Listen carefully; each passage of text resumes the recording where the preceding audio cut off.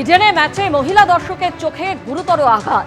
টি-20 বিশ্বকাপে England Italy ম্যাচের সময় এই দুর্ঘটনা ঘটে।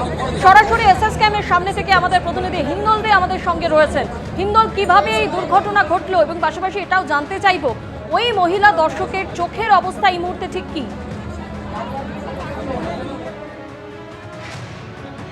একেবারে তোমাকে বলে রাখি, সেই মহিলা দর্শক যার নাম মল্লিকা মণ্ডল, যিনি বেহালার পাঠকপাড়ার বাসিন্দা, তিনি কিন্তু এই টি-20 বিশ্বকাপের ইতালি এবং ইংল্যান্ডের মধ্যে যে ম্যাচ ছিল সেই ম্যাচ তিনি দেখতে গিয়েছিলেন। এবং যেটা পুলিশ সূত্রে এখনো পর্যন্ত জানা যাচ্ছে, যে সময় ইংল্যান্ড ব্যাট করছিল, জ্যাক উইলসন সেই সময় ব্যাট করছিলেন, সেই সময় কিন্তু সেই বলটি তিনি যখন মারেন তখন কিন্তু KL ব্লকে যেখানে এই মহিলা বসেছিলেন সেখানে কিন্তু সেই মহিলার চোখে, বাঁ চোখে গিয়ে বলটি লাগে এবং বলটির এতটা জোরে গিয়ে তার চোখে লাগে যে তার চোখ থেকে গলগল করে রক্ত বেরোতে শুরু করে এবং প্রচুর রক্তক্ষরণ হয়। তার পাশাপাশি তার নাক দিয়েও রক্তক্ষরণ হয়েছে, তেমনটাই পুলিশ সূত্রে খবর। এবং এই ঘটনাটা চাক্ষুষ করার পর তৎক্ষণাৎ অন্যান্য দর্শকরা, তারা কিন্তু রীতিমতো, যারা তার পাশেই দর্শক আসনে বসেছিলেন, তারা পুলিশকে খবর দেয়। পুলিশ আসে এবং সংশ্লিষ্ট কর্তৃপক্ষ এসে সেই মহিলাকে উদ্ধার করে SSKM হাসপাতালে নিয়ে এসেছেন। এবং যেটা পুলিশ প্রাথমিকভাবে বলছে যে তার এই মহিলার চোখে এতটাই চোট লেগেছে এবং তার চোখ থেকে যেভাবে রক্ত বেরিয়ে এসেছে তাতে চোখে কিন্তু, বাঁ চোখে গুরুতর চোট রয়েছে এবং চিকিৎসকেরা বলতে পারবেন যে তার চোখের কি অবস্থা রয়েছে। ইতিমধ্যেই সবেমাত্র তাকে এই হাসপাতালে নিয়ে আসা হয়েছে। তার চোখের বিষয়টি নিয়ে চক্ষু বিভাগে তাকে নিয়ে যাওয়া হচ্ছে এবং সেখানে তার চিকিৎসাটা হবে, তেমনটাই এখনো পর্যন্ত জানা যাচ্ছে।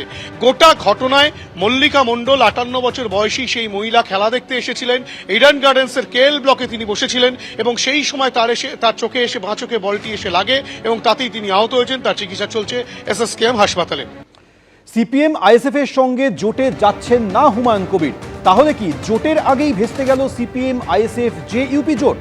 সিপিএম এবং আইএসএফ যে পরিমাণ আসন চাইছে তাতে সম্মত নই।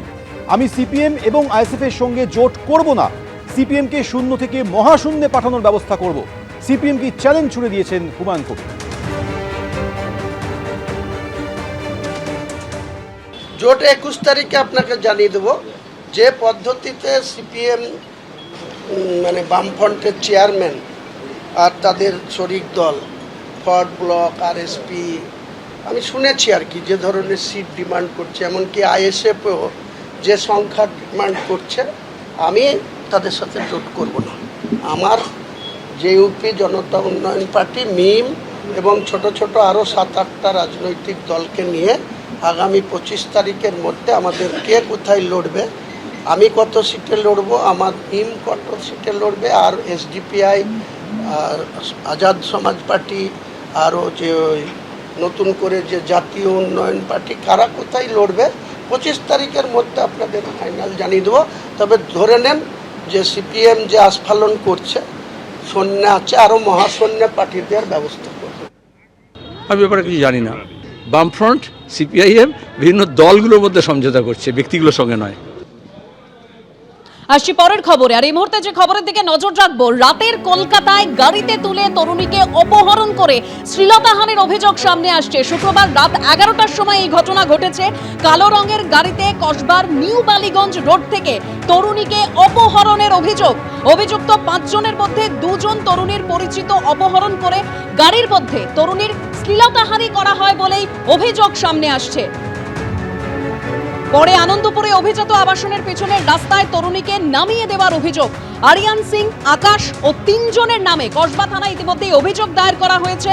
অপহরণ ও শ্লীলতাহানির ধারায় মামলা রুজু করা হয়েছে। অভিযুক্তরা পলাতক, তল্লাশি চলছে, পুলিশ সূত্রে খবর।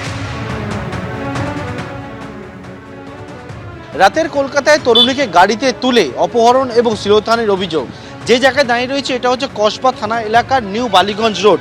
এবং যেমনটা অভিযোগ, এই যে রাস্তা রয়েছে এই রাস্তা দিয়ে যখন তরুণী হেঁটে ফিরছিল শুক্রবার দিন রাত্রেবেলা, রাত্রি 11টা নাগাদ, তখন সেই সময় একটি কালো রঙের 4 হুইলার গাড়ি আসে এবং সেই গাড়িতে 5 জন ছিল, যার মধ্যে 2 জন আরিয়ান সিং এবং আকাশ, যে 2 জনের নাম রয়েছে, যাদেরকে মহিলা চিনত বলে জানা যাচ্ছে। সেই গাড়িতে তরুণীকে তোলা হয়। তোলার পরে সেই গাড়ি এখান থেকে তরুণীকে নিয়ে চলে যায়, অপহরণ করে বলে অভিযোগ। এবং তারপর ইস্টার্ন মেট্রোপলিটন বাইপাসে বিভিন্ন জায়গায় ঘোরার পরে তরুণীকে রাস্তার মধ্যে নামিয়ে দেয়। তরুণীকে শ্লীলতাহানি করা হয় বলে অভিযোগ। এবং গোটা ঘটনার পরিপ্রেক্ষিতে 5 জনের নামে কসবা থানায় অভিযোগ দায়ের করা হয়েছে।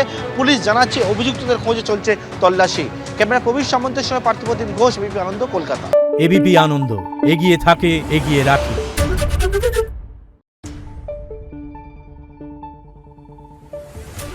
নজর রাখবো।